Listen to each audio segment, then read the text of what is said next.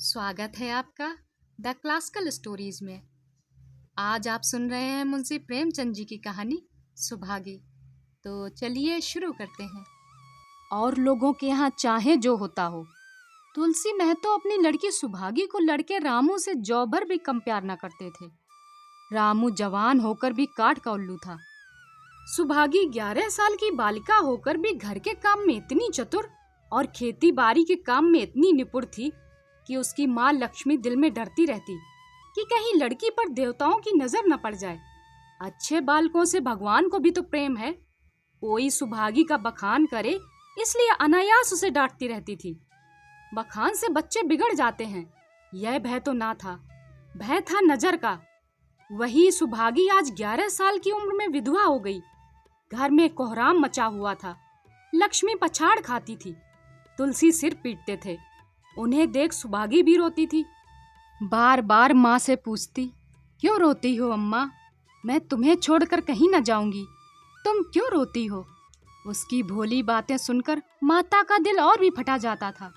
वह सोचती थी, ईश्वर तुम्हारी यही लीला है, जो खेल खेलते हो वह दूसरों को दुख देकर। ऐसा तो पागल करते हैं। आदमी पागलपन करे तो उसे पागल खाने भेजते हैं, मगर तुम जो पागलपन करते हो उसका कोई दंड नहीं। ऐसा खेल किस काम का कि दूसरे रोएं और तुम हंसो। तुम्हें लोग दयालु कहते हैं, यही तुम्हारी दया है। और सुभागी क्या सोचती थी, उसके पास कोठरी भर रुपए होते तो वह उन्हें छिपा कर रख देती। फिर एक दिन चुपके से बाजार चली जाती और अम्मा दादा के लिए अच्छे अच्छे कपड़े लाती। दादा जब बाकी रुपए मांगते तो चट रुपए निकाल कर दे देती। अम्मा दादा कितने खुश होते। जब सुभागी जवान हुई तो लोग तुलसी महतो पर दबाव डालने लगे कि लड़की का ब्याह कहीं कर दो। जवान लड़की का यूं फिरना ठीक नहीं। जब हमारी बिरादरी में इसकी कोई निंदा नहीं तो क्या सोच विचार करते हो?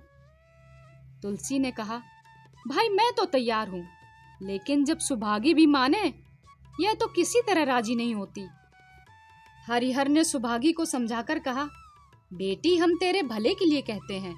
माँ बाप अब बूढ़े हुए, उनका क्या भरोसा।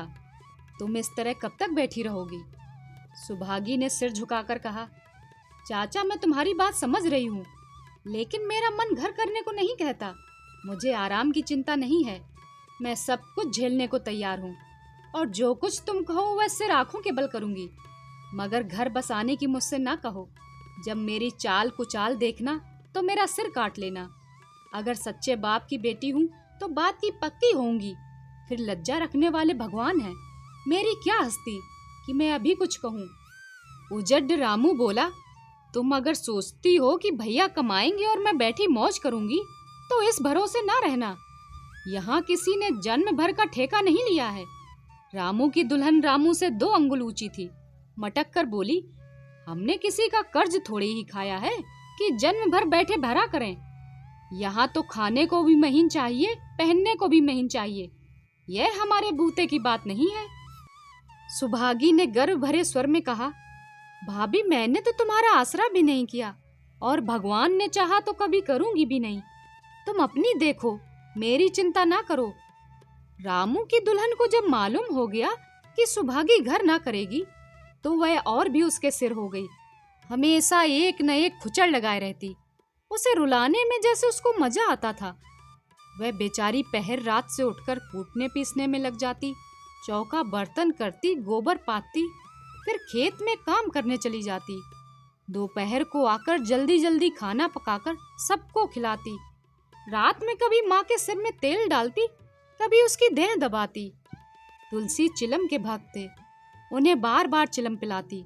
जहाँ तक बस चलता माँ बाप को कोई काम न करने देती। हाँ, भाई को ना रोकती। सोचती है तो जवान आदमी है, यह काम नहीं करेंगे तो गृहस्थी कैसे चलेगी। मगर रामू को यह बुरा लगता। अम्मा और दादा को तिनका तक नहीं उठाने देती और मुझे पीसना चाहती है। यहाँ तक कि एक दिन वह जामे से बाहर हो गया। सुभागी से बोला, अगर उन लोगों का बड़ा मोह है तो क्यों नहीं अलग लेकर रहती। तब सेवा करो तो मालूम हो कि सेवा कड़वी लगती है कि मीठी।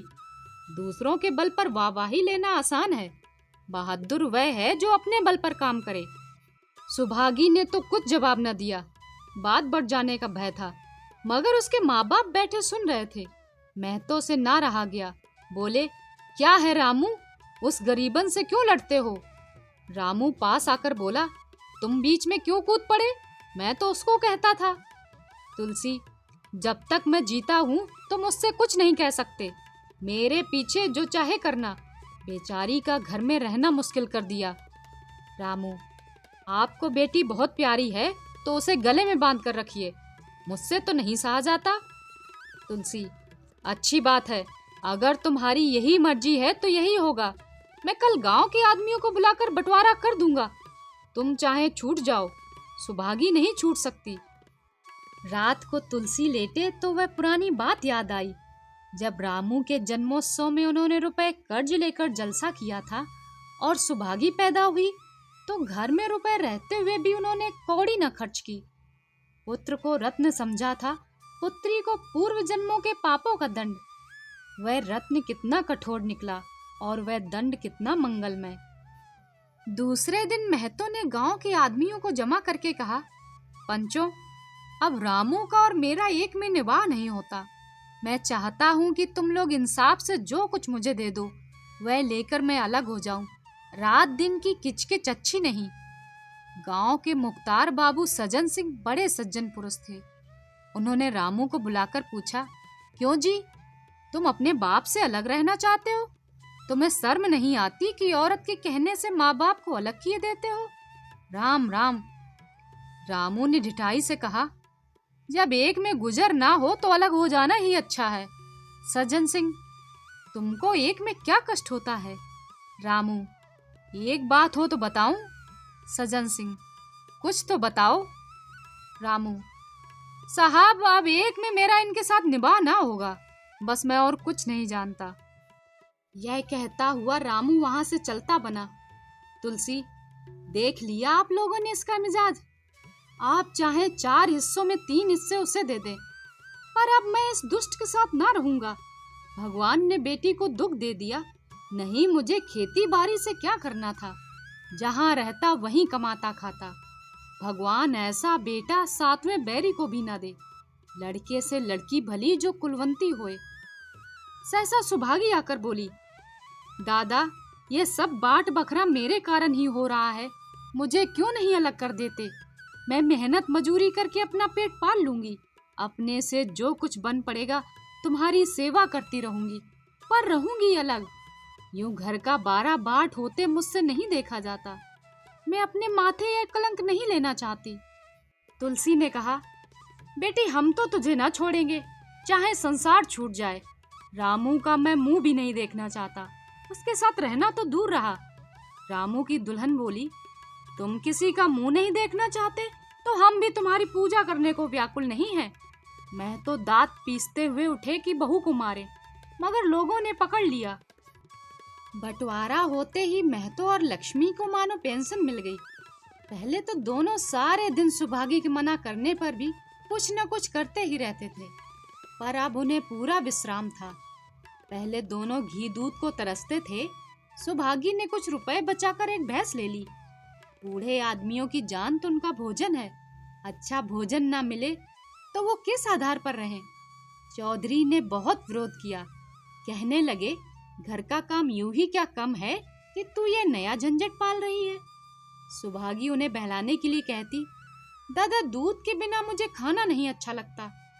लक्ष्मी हंसकर कहती, बेटी, तू झूठ कब से बोलने लगी? कभी दूध को तो हाथ नहीं छूती, खाने के कौन कहे? सारा दूध हम लोगों के पेट में ठूस देती है। गांव में जहां देखो सबके मुंह से सुभागी की तारीफ। लड़की नहीं देवी है, 2 मर्दों का काम भी करती है, उस पर माँ बाप की सेवा भी किए जाती है। सज्जन सिंह तो कहते यह उस जन्म की देवी है, मगर शायद महतो को यह सुख बहुत दिन तक ना भोगना लिखा था। 7-8 दिन से महतो को जोर का ज्वर चढ़ा हुआ था। देह पर कपड़े का तार भी नहीं रहने देते।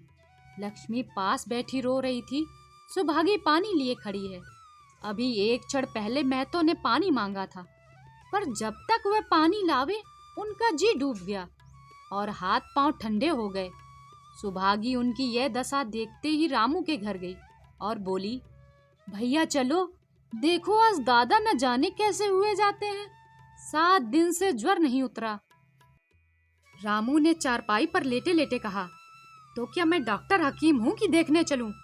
जब तक अच्छे थे तब तक तो तुम उनके गले का हार बनी हुई थी, अब जब मरने लगे तो मुझे बुलाने आई हो।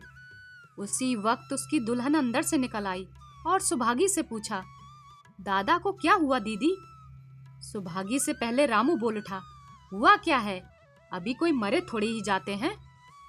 सुभागी ने फिर उससे कुछ न कहा, सीधे सज्जन सिंह के पास गई। उसके जाने के बाद रामू हंसकर स्त्री से बोला, त्रिया चरित्र इसी को कहते हैं। स्त्री, इसमें त्रिया चरित्र की कौन सी बात है, चले क्यों नहीं जाते?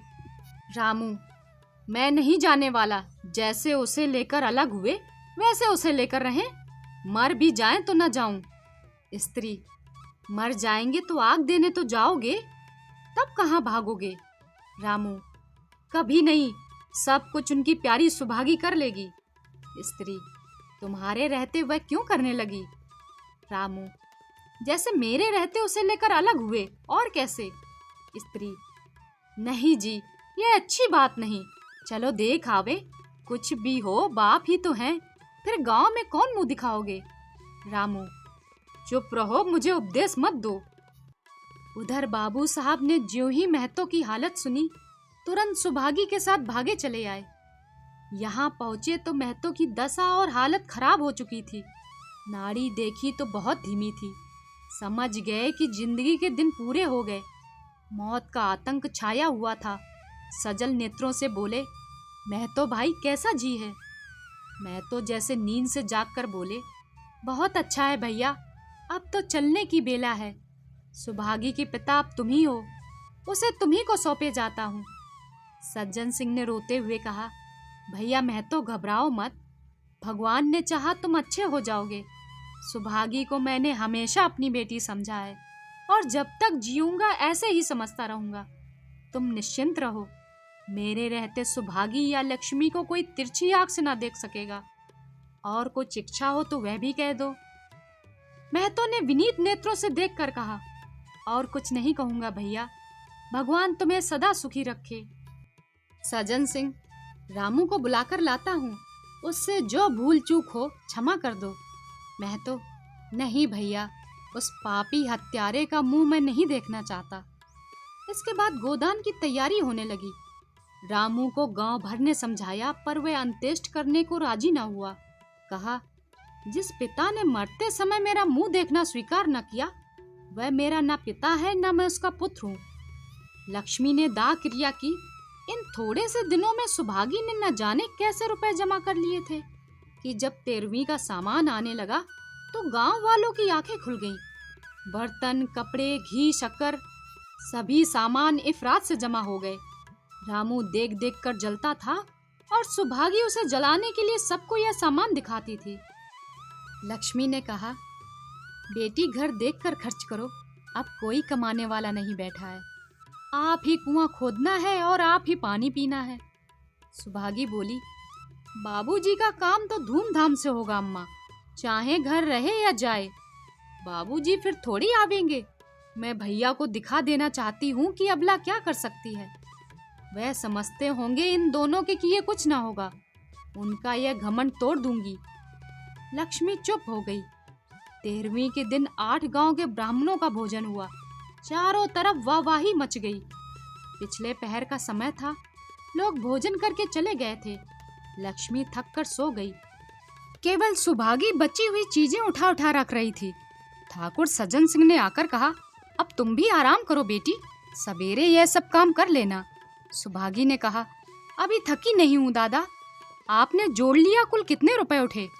सज्जन सिंह, वह पूछकर क्या करोगी बेटी? कुछ नहीं, यूं ही पूछती थी। कोई 300 रुपए उठे होंगे। सुभागी ने सकुचाते हुए कहा, मैं इन रुपए की देनदार हूँ, तुमसे तो मैं नहीं मांगता। मैं तो मेरे मित्र और भाई थे, उनके साथ मेरा भी तो कोई धर्म है। आपकी ये दया क्या कम है कि मेरे ऊपर इतना विश्वास किया? मुझे कौन 300 रुपए देता? सज्जन सिंह सोचने लगे, इस अबला की धर्म बुद्धि का कहीं वार पार है या नहीं। लक्ष्मी उन स्त्रियों में थी जिनके लिए पति वियोग जीवन स्रोत का बंद हो जाना है। 50 वर्ष के चिर सहवास के बाद अब यह एकांत जीवन उसके लिए पहाड़ हो गया। उसे अब ज्ञात हुआ कि मेरी बुद्धि, मेरा बल, मेरी सुमिति, मानो सबसे मैं वंचित हो गई। उसने कितनी बार ईश्वर से प्रार्थना की थी कि मुझे स्वामी के सामने उठा लेना, मगर उसने यह विनती ना स्वीकार की। मौत पर अपना काबू नहीं तो क्या जीवन पर भी काबू नहीं। वह लक्ष्मी जो गांव में अपनी बुद्धि के लिए मशहूर थी, जो दूसरों को सीख दिया करती थी, अब बरही हो गई है। सीधी सी बात करते नहीं बनती। लक्ष्मी का दाना पानी उसी दिन छूट गया। सुभागी के आग्रह पर चौके में जाती, मगर कौर कंठ से नीचे न उतरता। 50 वर्ष हुए, एक दिन भी ऐसा न हुआ कि पति के बिना खाए खुद खाया हो। अब उस नियम को कैसे तोड़े। आखिर उसे खांसी आने लगी। दुर्बलता ने जल्द ही खाट पर डाल दिया। सुभागी अब क्या करे। ठाकुर साहब के रुपए चुकाने के लिए दिनों जान से काम करने की जरूरत थी। यहाँ माँ बीमार पड़ गई। अगर बाहर जाए तो माँ अकेली रहती है। उनके पास बैठे तो बाहर का काम कौन करे। माँ की दशा देखकर सुभागी समझ गई कि इनका परवाना भी आ पहुंचा। महतो को भी तो यही ज्वर था। गांव में और किसे फुर्सत थी कि दौड़ धूप करता। सज्जन सिंह दोनों वक्त आते, लक्ष्मी को देखते, दवा पिलाते, सुभागी को समझाते और चले जाते, मगर लक्ष्मी की दशा बिगड़ती जाती थी। यहाँ तक कि 15वें दिन वह भी संसार से सिधार गई। अंतिम समय रामू आया और उनके पैर छूना चाहता था, पर लक्ष्मी ने उसे ऐसी झिड़की दी कि वह उसके समीप न जा सका। सुभागी को उसने आशीर्वाद दिया, तुम्हारी जैसी बेटी पाकर तर गई। मेरा क्रिया कर्म तुम ही करना। मेरी भगवान से यही अर्जी है कि उस जन्म में भी तुम मेरी कोख पवित्र करो। माता के देहांत के बाद सुभागी के जीवन का केवल एक लक्ष्य रह गया, सज्जन सिंह के रुपए चुकाना। 300 पिता के क्रियाकर्म में लग गए थे और 200 माता के काम में लगे। 500 का ऋण था और उसकी अकेली जान, मगर वह हिम्मत न हारती थी। 3 साल तक सुभागी ने रात को रात और दिन को दिन न समझा। उसकी कार्य शक्ति और पौरुष देखकर लोग दांतों तले उंगली दबाते थे। दिन भर खेती बाड़ी का काम करने के बाद वह रात को 4-4 पसेरी आटा पीस डालती। 30वें दिन 15 लेकर वह सज्जन सिंह के पास पहुंच जाती। इसमें कभी नागा न पड़ता। यह मानो प्रकृति का अटल नियम था। अब चारों ओर से उसकी सगाई के पैगाम आने लगे। सभी उसके लिए मुंह फैलाए बैठे थे।